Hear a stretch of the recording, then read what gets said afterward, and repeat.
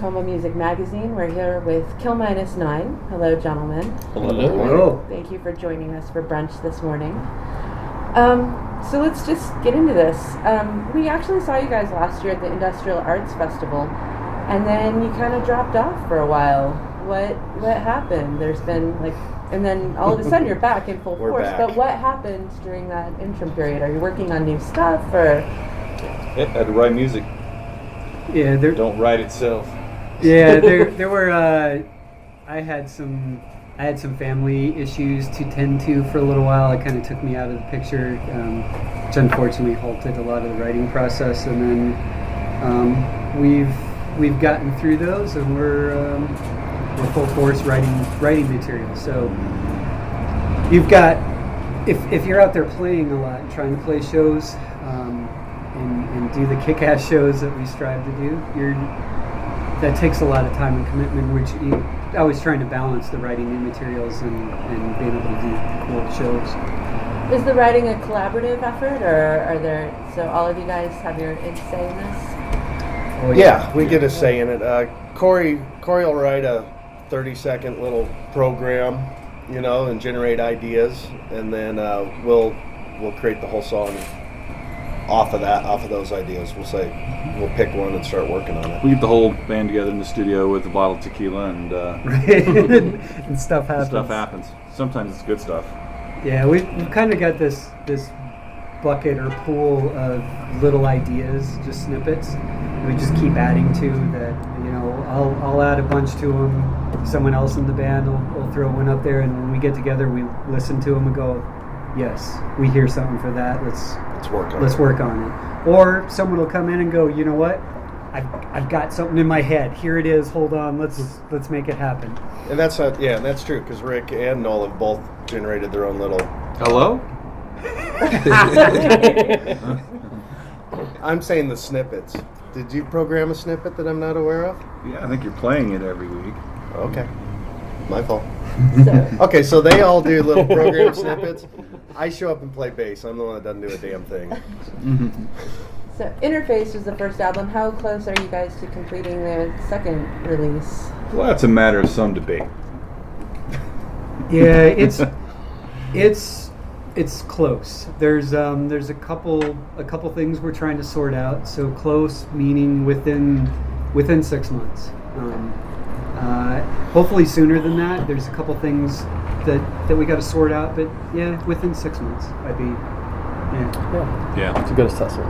Well, you guys do have regular gigs lined up in the next couple. It's like a gig a month. It looks like you opened for Scold recently, and that was pretty cool seeing you guys do that. You periscoped your show, which was pretty nice because I was sick that day, but I was able to catch your show. Awesome. How are you planning on doing that in the future? And how do you feel about Periscope? And are you really active on social media? I think that the Periscope thing is great because we have fans out on the East Coast, and obviously they're not going to make it out to see us in Colorado, so being able to reach out and share that experience over the web is, I think, important for us and them. It seemed to be pretty well received. So to your upcoming shows, you are going to do the Black Sheep in Colorado Springs, and then the Marquee here in Denver. Is it in Aona? In Aona, I think. In Aona. And with some other local bands, Faces Under the Mirror. Under the Mirror. Who's out there in local bands that you're enjoying right now? Or national bands? I like what Church Fire's doing right now. They got something going on. So yeah. I'm kind of following them right now. They're being really well received. They opened up for Echo Beds the other day, and that was a really great show. They're going to do Westward Music Festival. So yeah, are you guys going to be part of? We're not this year. Okay. Did we even? I don't think we even applied this year. No, we didn't. Okay. That's I'd say that's probably a goal to try and do next year. So you do have quite a few gigs coming up, but you have opened up for Assemblage 23 at the Industrial Arts Fest, Scold. Anybody else you'd like to go with, and are there tour plans? Yeah, I mean, lots of bands. Yeah, collectively in different bands we've been in, we've opened for a lot of different. Covenant was the other one that we did last year. That's right. Yeah. Yep. Would you like to work with anyone else, or? KMFDM. Okay. KMFDM. V&V, be great to try and get into that show. Some of the rockier stuff too. I'd like to kind of. It would be cool to Hook up do with it some of those. if I don't know if Cell Dwellers still, they were supposed to do some touring last year. That I don't know what happened there. I haven't kept up to see if they're still doing something, but I think us doing something with them would be pretty awesome because they're harder, but still a lot of electronic stuff in there, and I think that would be a great fit for us. You guys do kind of walk a line between like rock, kind of more traditional rock with some industrial elements, and there's some danceability to your stuff. You refer to yourself as dark electronic dance. Is the new stuff that you're working on along those lines, or where is it going?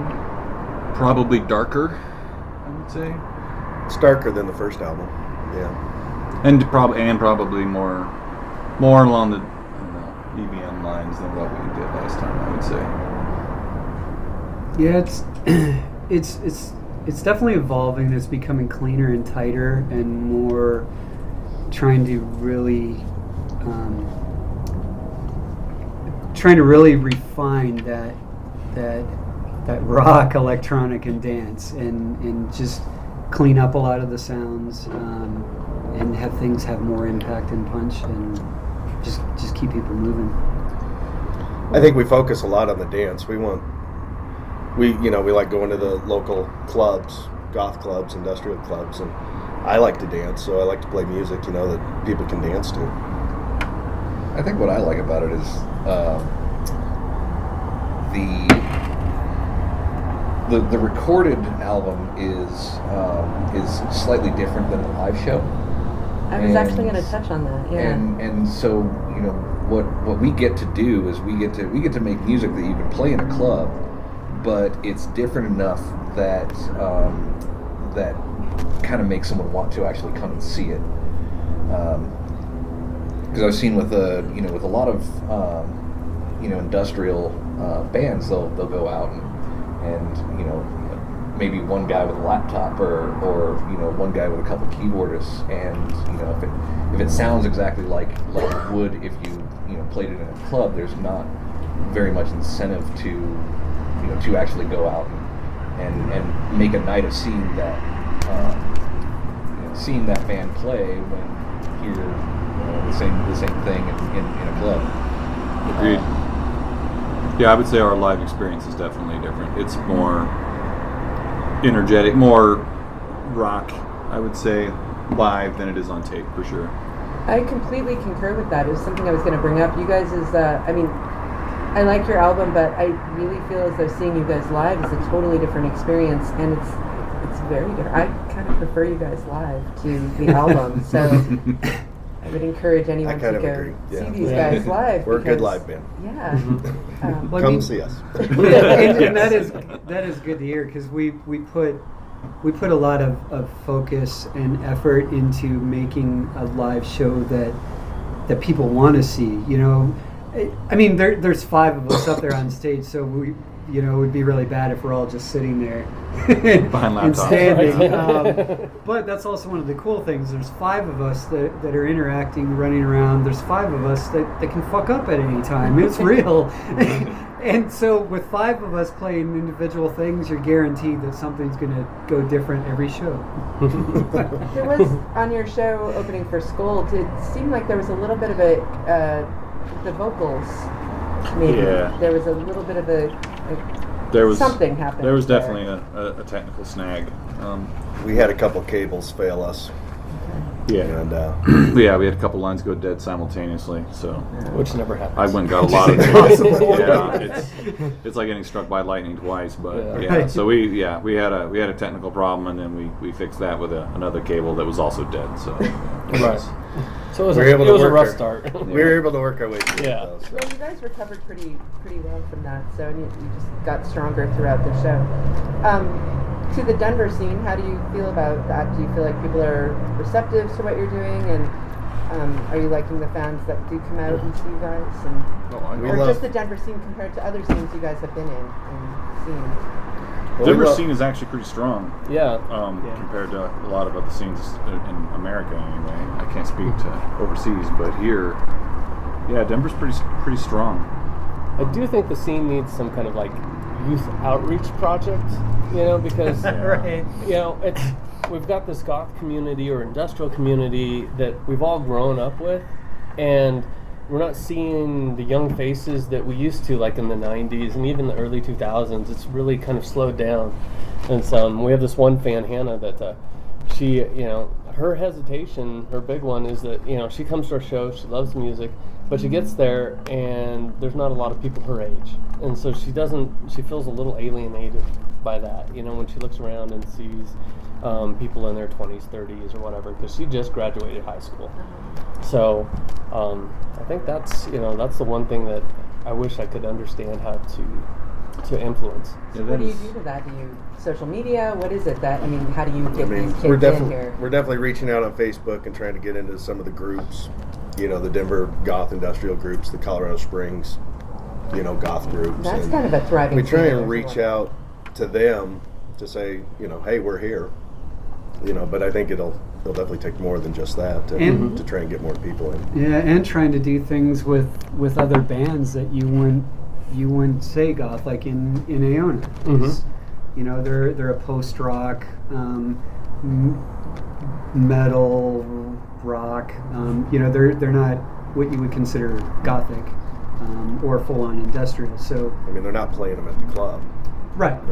You wouldn't hear them at the club. Yeah, I do. I like the industrial scene though in the States to kind of a fishbowl, and you want to be in the ocean. So there has to be a way that's a closed ecosystem. Is unfortunately the problem I think a lot of bands and artists are facing right now, is that it's a closed ecosystem. There's just not that much spillover into other scenes, which kept it alive in the 80s and kind of made it work. And now it's, if I have a problem with the scene today, it's that it's a lot of this people's record collections from the 90s, stuff that we've all heard, and it's just that's a shrinking demographic as people get older, and we need to bring that new blood. We need to talk to these guys that are whatever emo, whatever we're calling them now, these other people that are obviously in a place where they could connect with our kind of music emotionally and would probably like it if they knew it existed. And we have to kind of bring those people, I think, over to the dark side. You guys do kind of walk a line. You do definitely have that kind of. Hold on, I got to put Corey's cock down. Sorry, go ahead. Do you carry this cock with you everywhere? Yes. He loves whipping out his. It goes everywhere with me. You guys do kind of have a kind of a classic bass 90s-ish feel, like Nine Inch Nails, Contagion, things like that. But you do bring in elements of more contemporary stuff, the EBM, just the electronic elements of it. Gosh, where was I going with that? So you do kind of open yourself up to different types of people coming to your shows. As far as gear, what are you guys working with, or what do you hope to get? And I never ask these gear questions. I'm not a musician, but what? That's a dark place. Right. Do you want to buy me something off my wish list? Yeah. I'm going to Kickstarter at the end of this. GoFundMe. Right. And the nice thing about we definitely pack light. We're not putting guitar amps and bass amps and all this up on stage, and so we're compact, and I think it definitely helps I think it helps our sound not having those on stage. Yeah, we're very gets us more on the electronic side. Yeah, very digital. No guitar amps. Guitar amps are so 20th century. Yeah, even so there's two aspects. There's the live side, and then the studio side. So the studio side, there's all kinds of the gear list is extensive. But that's stuff you would never see. So on stage, we want to keep it, as Jason was saying, as light as possible and as flexible as possible. So you have fewer chances of things to screw up. So live, it's pretty basic. In the studio, yeah. whatever keyboard, whatever sound making thing there is.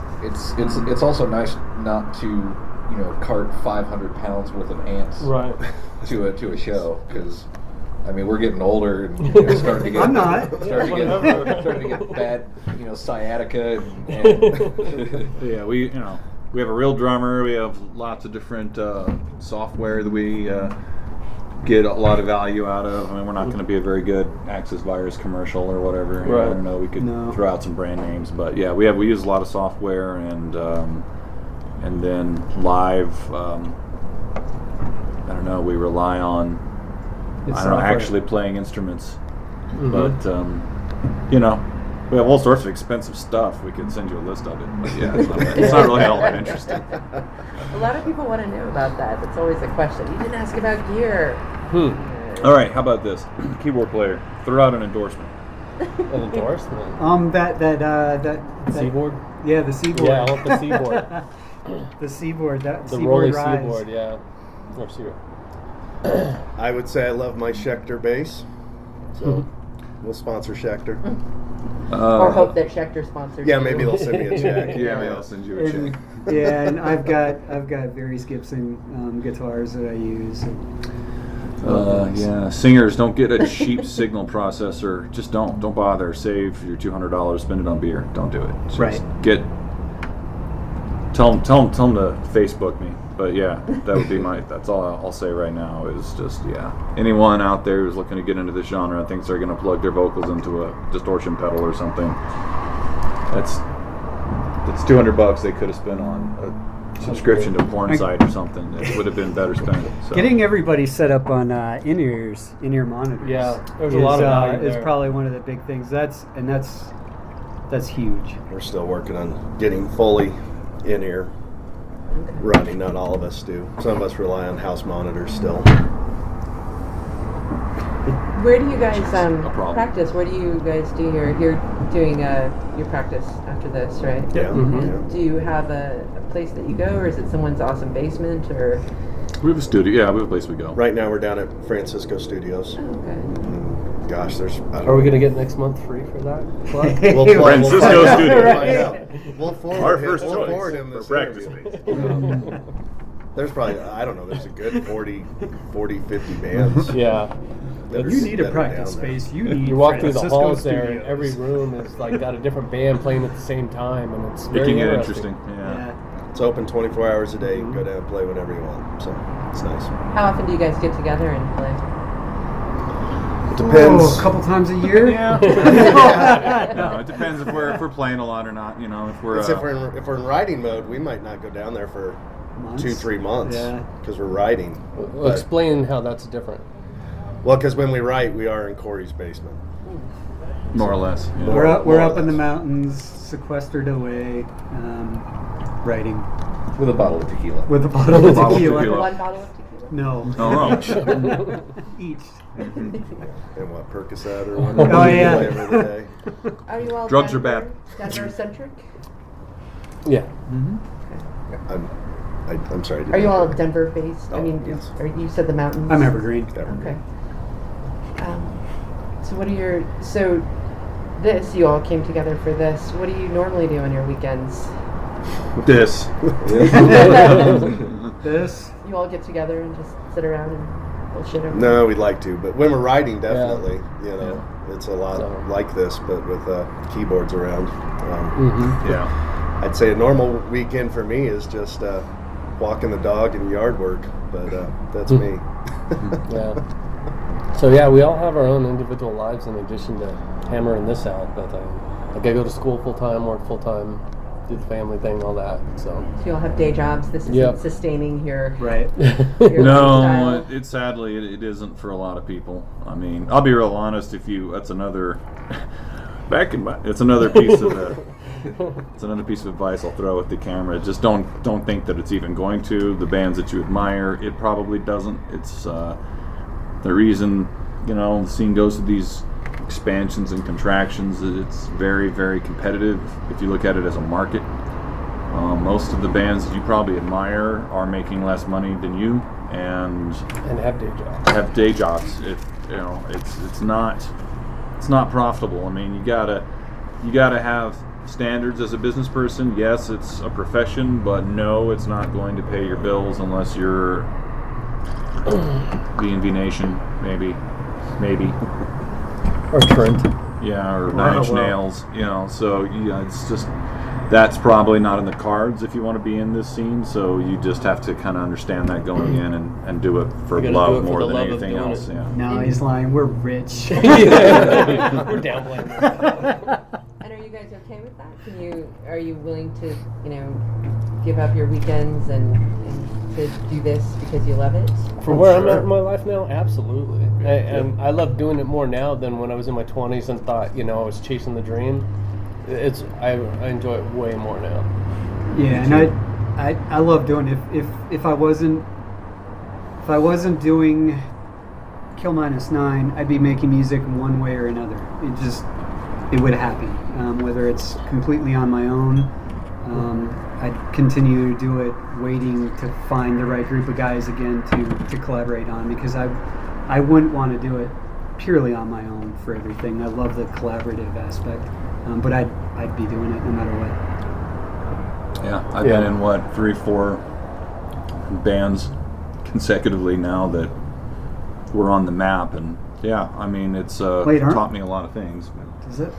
Does that mean we're common law married? Yes. Yeah, we're band sister wives or something. Yeah, we were in Emergence together, then we were in DeBruca together. So yeah, it's probably it's a little weird. So you guys have been together since 2013, correct? Mm-hmm. Any lineup changes, Noel? I've been here a year. Okay. So The yeah, newbie. I'm the newbie. So yeah, it's been awesome because I've never been in a collaborative environment before, and playing with these guys has been great. It's kind of like that new relationship. It's either the first time you start making out, it's either like kind of awkward and you're bumping heads and teeth and shit, or like everything kind of feels and grooves right, you know. And with these guys, it's been great. So we make out. It's been no head bumping, We use chapstick Right, first, No STDs. It is awesome. So yeah, I love being here, and actually started Emergence with Ruth Robb back in the day. So yeah, that's an interesting little known fact. Right. We actually founded our first ever professional band together. yes, And got kicked out of it. yeah, We at different times. at different times. It was your band and you got kicked out of it? Yes. yes, But we digress. yes. Well, let's not focus on that. Yeah. I think we actually work really well together too, because we're all we fight about things like when we're writing and stuff, but it's never like an egocentric sort of like I need this idea to be on this record. Right, it's either this way or I quit. Yeah, this is my idea, and because we're all pretty passionate and kind of big-headed about it, but we also we also understand and respect like the ideas of everybody else, so we can actually I guess take a sort of a self-critical look at our own ideas, and if someone says that is an awful idea and I don't want it, then we can actually Yeah, it was great. I mean, that's totally when they were selling the idea of me coming on board, that came up, and it was said, everybody's willing to kill their babies here, and that's absolutely the truth. Mm-hmm. I mean, if some, because you get stuck in your own head on your own path, and you think this idea is cool, and you can't step away from it because you're stuck in the middle of it, and you don't realize what you're carrying around is just a piece of shit, But Dude, that's a piece of shit. No, it's Right. not. Yeah, it works. But yeah, to your point, it works because we're unselfish as artists.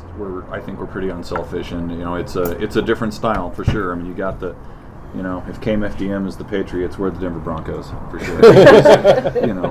There's definitely some debates. Yeah, there are debates, but ultimately, we have opinions, and we're all like pretty opinionated, It doesn't get forceful people. heated. Yeah. It doesn't get But- heated. It doesn't come to fists. No or punches. anything like No that. punches yet. Well, No, it's no. kind of like the Beatles had John and Paul, and we're like a band of like 5 Ringos and Georges. Who's the Ringo in this situation?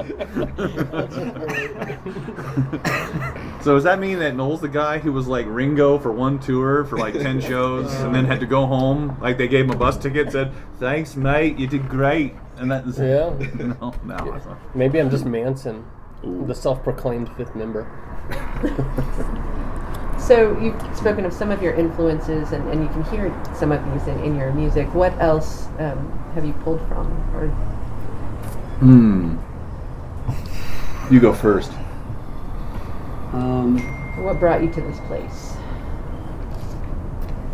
I mean, for me, I've got a big rock and metal background growing up, so there's always some of that in what I'm doing guitar-wise, and it's trying to the challenges have been trying to tame that and have enough elements of it where it's something recognizable, and we're like, hey, okay, but that's not pure rock or pure metal.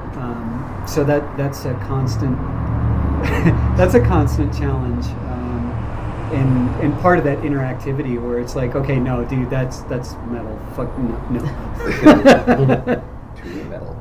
Yeah, and I was really into the same, ultra heavy beat stuff in the 90s, and so yeah, that's a lot of where I'm coming from. And of course, I'm probably influenced too by the other artists I worked with and the bands I was in, and so in a way you kind of can't escape your own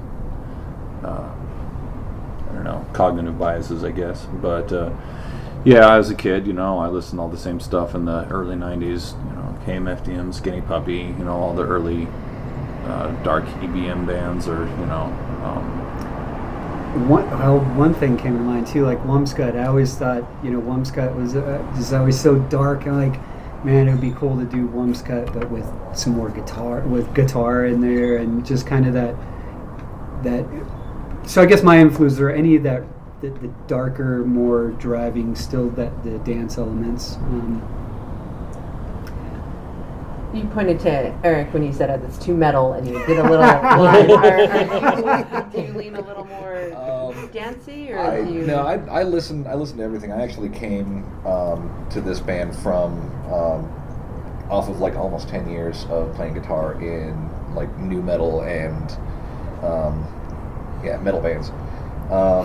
So like when we're writing, like actually Corey and I will like actually go back and forth in doing guitar stuff, and we find ourselves having to not only restrain ourselves but each other, because we have that tendency to just go crazy metal with it, and the rest of the guys are like, hands in the air. Give them a minute. Yeah, let them get it out of the system, and then we'll come back to something that's a little bit more polished. I find it liberating, honestly, because now I can do some of the things I sort of always wanted to do, but I really couldn't. So I had other artists I collaborated with and other bands, and I was sort of trapped in this sort of mopey, dreamy, my ex-girlfriend destroyed me anthems, and it got really old, and I kept trying to break out of it, and I was just, oh no, man, that's too something, or not enough something else, man, make it dreamier and swooshier and even dredgier, and I'm just like, man, no, I don't want to do that anymore. And so yeah, it's actually kind of liberating that I can express other emotions now other than forlorn. Oh, I love you too. So nothing dreamy and no, I'm not saying there'll be nothing dreamy. I'm just saying I don't want to sing the same song for 20 years. So one of the new ones is more along the. Can do a slow dive concept album. One of the maybe potential new ones. Right. We're gonna have to have one of those heated conversations about that. No, but the other new one is that's why that one is there, because they're both kind of dreamy. Anyway. Yes. That's for after. We'll do the token dreamy goth song every once an album, maybe. Yeah, we'll throw one out there. What made you choose "Shout" to cover on Interface? Well, I liked it as a kid. And it's as throwback 80s retro wave cover songs go. It seemed like a good idea. Why not? It's an anthem about not succumbing to things that are obviously bullshit. I mean, that was kind of the reason that they wrote the song. It was sort of their idea of protest rock, as much protest rock as Tears for Fears can ever do. They didn't really agree with some of the social trends at the time, and they just wrote a song that was kind of a general isn't this a bit shit kind of a song, and I don't know, it just resonated with me. I don't really know, and it has good musical elements we thought we could explore. Yeah, there was something that we could put our Stamp we on could it or put the whatever. Kill Minus 9 sound to it, and help and make it, I mean, in my eyes, a better song. So just covering the song to cover it is one thing, but if you can actually improve upon the song, and which I think we did, brought it into more of our genre. Or if not improve upon, say something different about it. If you can't improve upon it or re-envision it in a way that's significant, then don't do it. Just listen to the original one. There's lots of cool songs that we'll never cover because there's really nothing to add.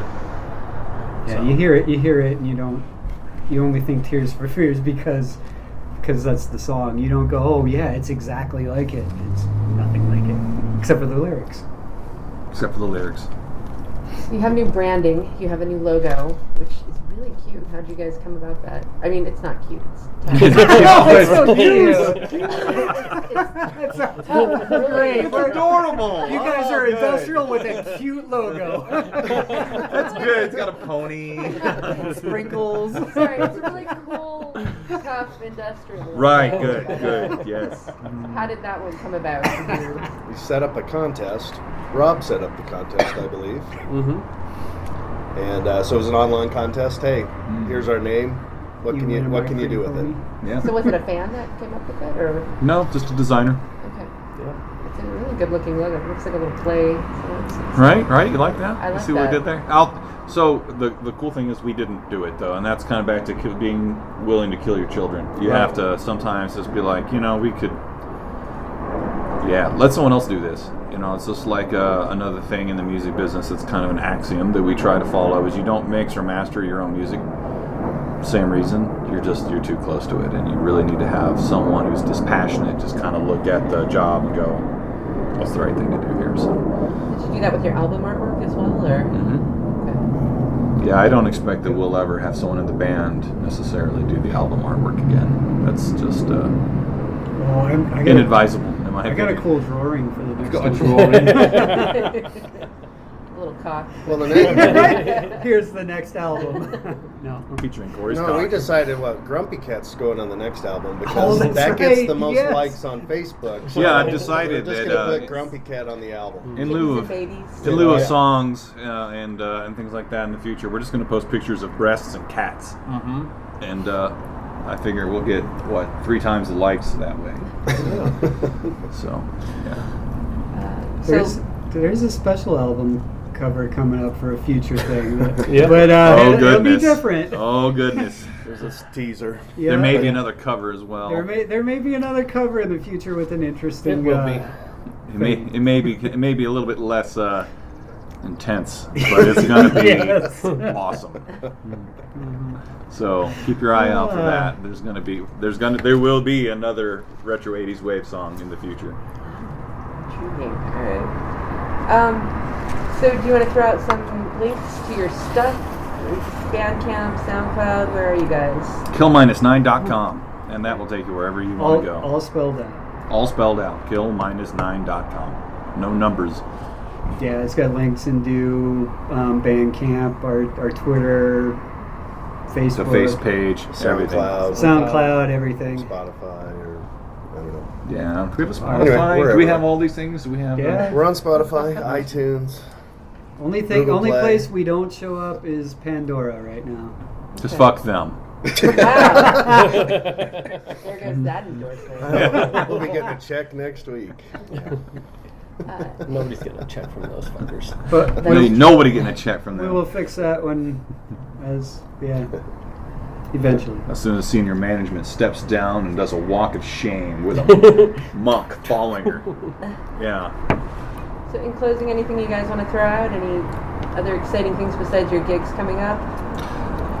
New CD coming out soon. CD out soon. Check out the old one. Look for the new one. And we hope to see you at one of our shows. All right. Thank you, gentlemen, for joining us this morning. Thank you. Thank you. For plying us with booze. Cheers. Cheers.